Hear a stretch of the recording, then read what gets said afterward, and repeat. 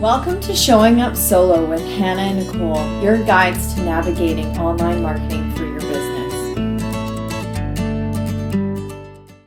Hello, everybody. Welcome. Today we are joined by the amazing Chantelle Davison of Choice Words by Chantelle, copywriter and copywriting coach extraordinaire. So Chantelle, why don't you introduce yourself and tell everyone a little bit about you? Oh, thank you for having me, both of you. So it's lovely to be here. As Hannah says, I'm Chantelle Davison and I run Choice Words by Chantelle and VA Copy College. And I'm a copywriter, I'm a copywriting coach. I've been running my business for 4 years now. I had to do a quick check. 4 years.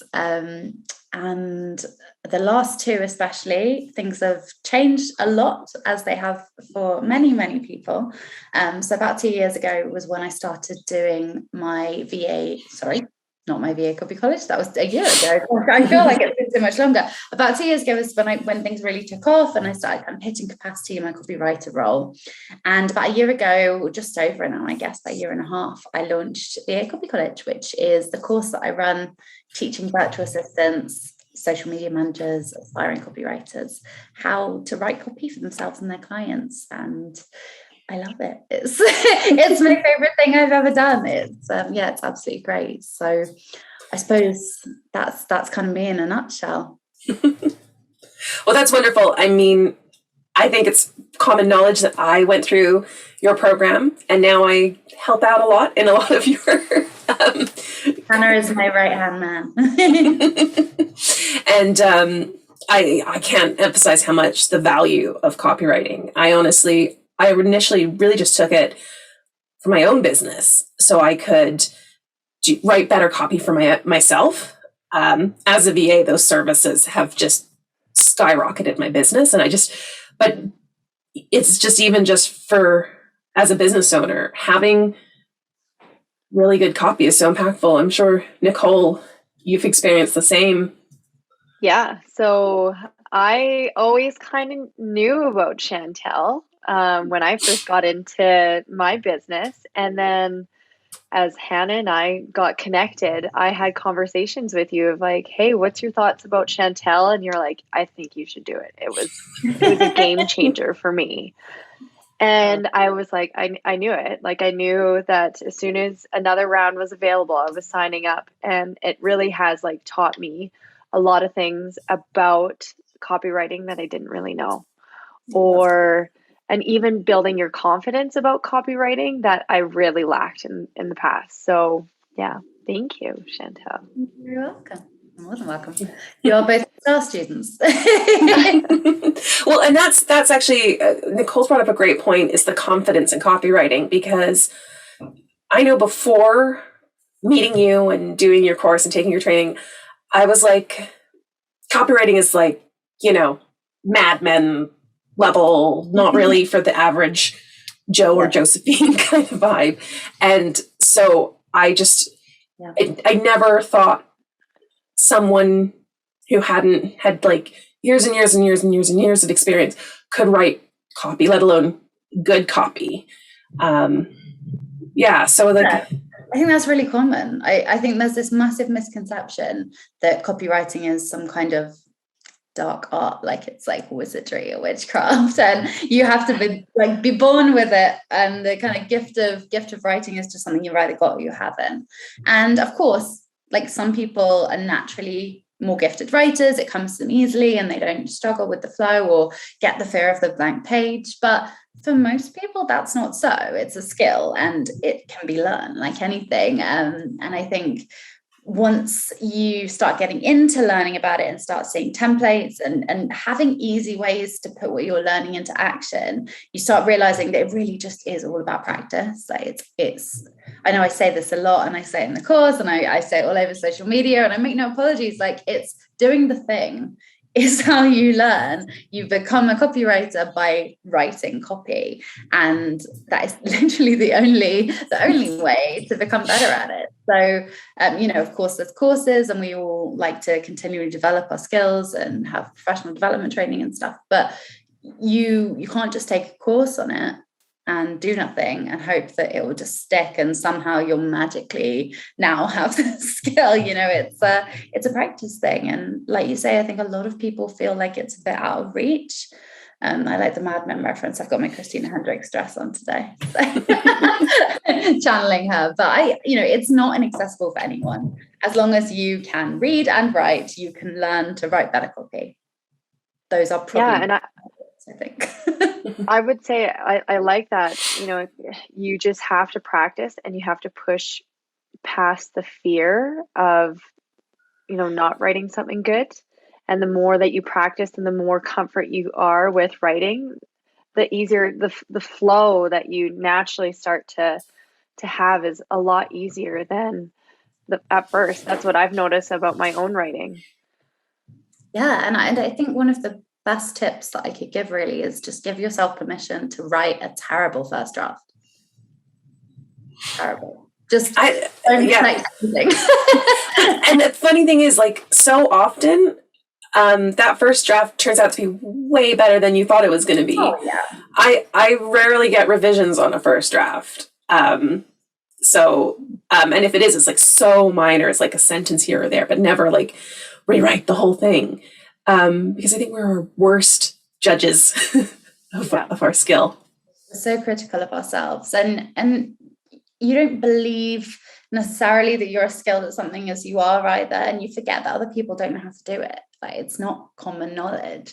So we normalize our skills and our strengths, don't we? If something comes easily to us, we assume that everyone can do it, and it's therefore not valuable. But quite the opposite when it comes to copy. Almost no one knows how to do it well. So if you've got the knack down, you've got the techniques, you've got the strategies to implement. The difference between what someone else would write without that knowledge and what you would write that's a much huger difference than you'll know. And it's not obvious to you, but it really will be to other people when they read it. Yeah. I wonder, because I know a lot of our audience, they're not VAs necessarily or looking to become copywriters, but they are looking to market their business and do it well, and again, like the copy, and I can't afford to hire a copywriter. How do I write my own copy? So what would be like, I don't know, your like secret ingredient or like top tips for someone who is really a novice and wants to get their message across and connect with their audience in a good, clear way? Yeah, I think the most common mistakes people make are making their copy about them and their business and not about the reader. That's the number one. The if I could correct one thing and everyone's copy would improve, it would be to say we, I, us less and say you more. That is just the biggest quick win anyone can achieve in their copy. Think about your reader and what it is they want, what it is they need, who they are, what they're struggling with, what their challenges and desires and fears are. If you can tap into those and position what you do as a solution, that's essentially copy in a nutshell. We're trying to create the transformation statement that's going to make someone buy something, right? Because copy is just anything in our business that is trying to get someone to make a decision, to take an action. So it needs to be persuasive. We have to convince people that they want to do this. And generally speaking, people are motivated by loss or by gain. There's not many other things that motivate people. They either want to get more money, get more customers, get more esteem, confidence, whatever it is, or they want to avoid losing those things, losing face, losing money, losing reputation, or whatever. And if you can connect what you do to gaining or avoiding losing one of those things and make it about why that matters to that person, what is the benefit to that person, you're onto a winner. That's absolutely number one. And then the second one is, I just said it really, but benefits, not features. So many people when they're trying to sell something will sit there and go, this is an amazing pen. It's blue and it's got lovely shiny ink and it's a shiny little ball on the end. And, they give you all of the features of something, but so what? Like, why do I care about that? Have all of your copy talking to why that person on the other end reading it should care.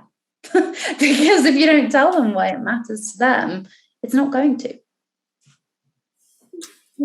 That's such good advice. I was just thinking how like really simplified that whole example of like, look at this pen. Like, it's really, instead of overthinking of what copywriting is, it's really just saying like, this is what you need to do. This is how you do it. It's about a transformation. Yeah. Stop making it complicated and putting all these fluffy words in it. Just like, let them know how you can solve their problem. You've hit the nail on the head there as well, because the other thing that people, especially professionals, tend to do is really over-egg the pudding. Like, they will put all this fancy flowery language in because they think it makes them sound clever, and they'll use jargon, and they'll use 7-syllable words because they think that makes them sound way more educated, and they'll attract the right caliber of people. Not so. You need to assume that you are writing for dummies. Like, assume that no one understands anything about what you do, and write like you're talking to someone who needs the literally the for dummies version of the book, because no one should have to be an expert to understand what you're selling or why it can help them. I think we often expect other people to know what we know, and unintentionally or not, perhaps intentionally in some cases, we use language that alienates them, when actually what we're offering is really simple. I find, especially like therapists and psychologists, that people in this kind of area, like in academic areas, really, really struggle with that. They can't get their head out of dissertation writing mode. Yeah. There was one thing I remember you recommending, and it was, if you wouldn't speak that way, don't write it that way. And I thought, it's so true. Like, when I read it out loud, I'm like, I don't talk like that. Why would I write like that? Like, no one wants to hear me talk like that. Yeah. And I think as well, one thing I'm always telling people, the copywriters on my team and clients and everything, is clarity is kindness. If you're clear on if you can be as clear and concise as possible, say it in the short amount of time, that's the kindest thing you can do. As someone with dyslexia who hates reading long things, like I really hate reading long things, that doesn't mean I hate reading, but reading has to be an enjoyable experience. And if you're trying to give me some information, give it to me in as few words, in as clear language as possible. Otherwise, you're going to miss that opportunity. And I mean, that's just the experience of dyslexics, but that's like, that experience translates to so many more people. Mm-hmm. That the kindest thing you can do is just be clear and concise. Like, people's time is valuable, especially if what you're trying to sell is time saving. Then don't waste their time with a bunch of sugarcoating and fluff. Like, yeah, absolutely. And like, to your point, Nicole, when we're talking to someone in person, we know we're talking to one person. So we're colloquial, we're informal, we're having a conversation with them. But for some reason, when people start writing copy, they do this thing where it's like they're on a stage in a stadium, and they're like, "Hello, everybody. Let me talk to you about my services." No, like, people read emails alone. They read websites alone. They scroll their phone alone. This is not a team activity. We're not talking to a crowd. It's different if you're standing on stage giving a presentation or training. Sure, it's a different tone you adopt. But what often gets lost is that any copy you write in your business is a conversation. We should read like a conversation, because even though we don't instinctively write in the same way we speak, we do read in the same way that we hear. And so when someone reads something that feels really stagnant and formal, that's how they hear the voice in their head. And so even though it might not be intentional for us, we're not intentionally writing it that way. When people read it, it's like, that's weird. They sound like Spock, why is this person coming across as so disjointed and so formal, when it's, it feels like we should just be having a chat. Yes, I have had so many conversations with clients who in person are just like the warmest, loveliest, softest, kindest kind of people. And their copy reads like a textbook. And I'm like, I'm not getting that from it. And I know like, there's that, I want to appear professional and show my expertise. But I mean, there's a million experts out there, right? Like I love when I read your copy, Chantelle. I feel like it's like when I see you and listen to you speaking live, it matches, right? They fit. They're clearly the same person. Yeah. Well, that's important as well. Like, I think that can't be underestimated because people want consistency. If people are going to buy what you offer, they have to like and trust you. And if they don't see the same thing when they watch you talking, when they meet you in person, when they get on a Zoom call with you, as they hear when they read your content, there's a disconnect there. It's called cognitive dissonance. And we get this sort of jolt where we're like, oh, this person isn't consistent. They're not the same here and here. So I'm not sure I can trust them. And it's not conscious. People don't go, oh, I've noticed that difference in tone or language, but as a part of their brain will notice. And so when we're trying to create this consistent voice in our business, when we're trying to, as so many solo entrepreneurs are, as you will be if you're just starting your business, it's your voice is the brand. And if you don't consciously decide how that's going to sound, you will be creating content on LinkedIn that sounds different from your content on Instagram, that sounds different from when you speak, that sounds different from when you email, and you won't notice you're doing it. So yeah, it is really important to make sure that you write like you talk. That definitely can't be overstated, I don't think. Yeah. Nicole, how have you found integrating copy into your business? Like, what have your challenges been since before Chantelle? That's fine. Before Chantelle, I overthought everything. So it was like, I would think of an idea and be like, no. Like I would start writing and I hated it. And then since Chantelle, she really like our conversation now, like simplified it into, okay, this is how you should be writing. Write like you're talking to someone. And it's not about you. Remove yourself. At first I did the soapbox kind of copy because I thought, oh, like, hey, everybody, and as soon as I got that understanding of, no, you're talking to one person, it seemed a lot easier. Like you said, it's a conversation. So yeah, that's how it's changed for me. And I feel like it's coming more naturally. Going off on a little bit of a tangent here, but one thing that just occurs to me while we're having all these conversations is, so we're all service providers, right? And probably most of the audience here are service providers. We got into our business because we help people. That's just, chances are you're a service provider because you enjoy helping people and you wanted to do something to make someone's life better, whether it's their business, their personal life.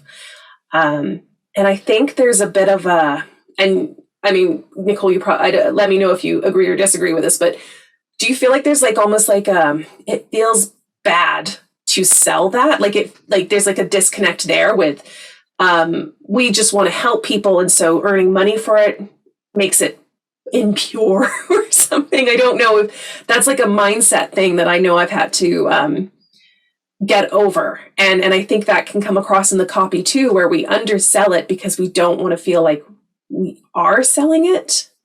Yeah, I would agree. I think that's just has a lot to do with our confidence, and just like overcoming that barrier of, having that self-doubt creep in and not feeling comfortable with it, but really challenging ourselves that, we do know how to write. And I think people do connect with our content. So that was like a big thing for me to kind of overcome. Mm-hmm. I'd love your thoughts on that, Chantelle, because basically copywriting is selling, right? And so have you come across that with other clients, and how do you help them move past that mindset? Yeah. Absolutely. And I've dealt with it myself as well. I came into this from a sales background. When I started my business, I left a corporate sales career. So I assumed selling would be the breezy part of this process. I was like, I'm going to have to learn what I'm doing, but the selling part, I've got that down pat.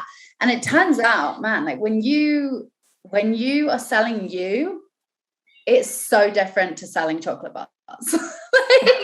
Not just because of the obvious benefit of chocolate bars, but the confidence, the self-esteem, the doubts that are all tied up in selling what you do as a service provider they're very real, and they create very real barriers for us when we're selling. So I think that the best way I have personally found to deal with it, and the way I recommend others try to refocus it in their minds, is if you think that what you do for people makes their life better, if you genuinely believe that, if you think that your services make someone, save some time, save some money, makes them happier, makes them healthier, it's your responsibility to share that.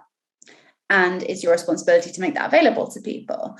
And if you don't sell it, if you don't make it available, if you don't signpost easily how people can get that product, that service from you, you're doing your audience a disservice. You're doing the people that you're trying to help a disservice.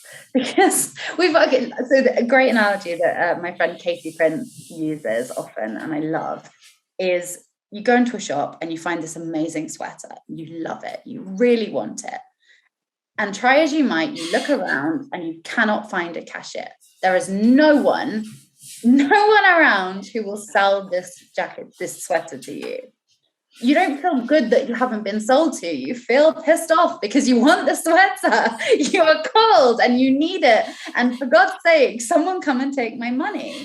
And I think that's how people feel when we are awkward or stunted or reserved in our selling to them. Because if they know they want what we offer, come out with it. Tell me, what do you do? Who do you help? How can I work with you?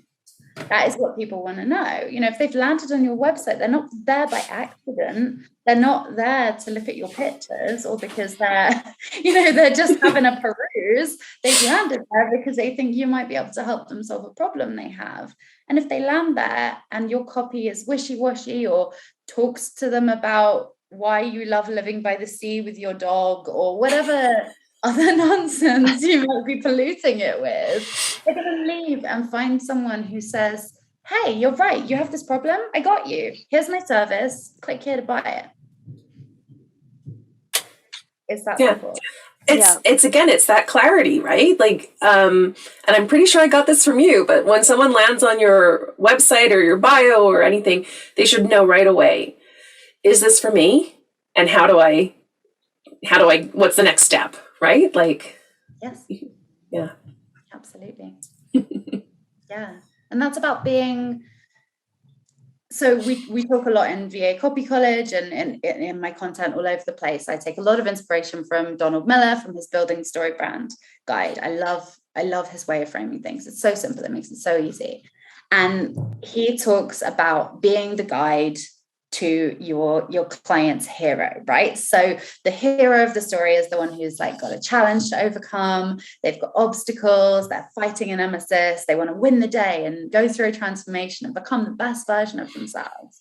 And your job as a service provider is to facilitate that, to show them how, to encourage them, to support them, to have a plan that they can follow and to show them that transformation is possible. That's your job as a service provider. And if you are not showing them you have a plan, then you're not the guide for them. You're not fulfilling your side of the bargain. I always kind of joke, but like it's the Luke Skywalker and Yoda thing. If Yoda just kind of wandered in and was like, "Oh, you really look like you need some help," and then just kind of wandered off, it really wouldn't have had quite the same effect. He had to guide and support and inform and show a plan to get that transformation. It's the same with your sales copy. Your job is to show people, first of all, where they are now, because it's not always obvious to people where they are now. Like if it's something, if their challenge or their problem is something they may not have overtly recognized, then it's a good idea to paint them a picture of what life looks like now if they're your ideal client, so they can self-identify, and then show them what's possible. Like, your life looks like this, but with my help, cross the bridge, it could look like this. Yeah, I love that too. And it's happened to me a couple times where I've been writing copy for a client and I didn't realize I was their ideal client until I started working on the copy, and I'm like, oh God, this is a little close to home now. Yeah. That perfectly equips you to write it, I'm imagining. Usually, yeah. It does help for sure. Yeah. Oh, well, thank you so much, Chantelle, because I think you've helped to demystify a lot of copy. And it's not just the madmen who get to do it. Not just madmen. Although the madmen just makes you feel better when you do it. I really appreciate how welcoming you are to people into copywriting, and how you make people more comfortable. You just have this way about it, just even in your teaching. So thank you for sharing. That's really kind. Thank you. And you're welcome. I think that, I guess that's kind of where VA Copy College came from, was this idea of like, hey, I feel like I'm part of some elite squad that are trying to guard these secrets, and I'm not here for it. Like, there's a lot of people out there who, like, there's a lot of business owners out there who are just amazing at what they do and terrible at selling it. And those people deserve to be making more money so their clients can get looked after, so they can be served. But B, there's also a lot of people out there who are already doing this work, virtual assistants, social media managers, who are already writing for their clients, but not confident doing it and getting paid sod all to do it. And neither of those are okay by me. I'm not cool with women getting paid sod all to do great work whilst feeling crap about themselves. Like, that doesn't help anyone.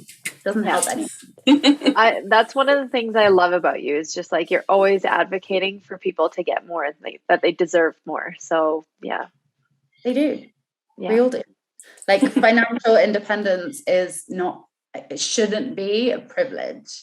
It should be something that every woman has. I think so. And I've seen what happens when that isn't the case. And it sucks. And there are so many people out there, so many women especially, who have, felt like they've had to make a choice between doing what they love or being successful and being ambitious and having a family and having that, that life that they want for themselves. And I'm calling bullshit.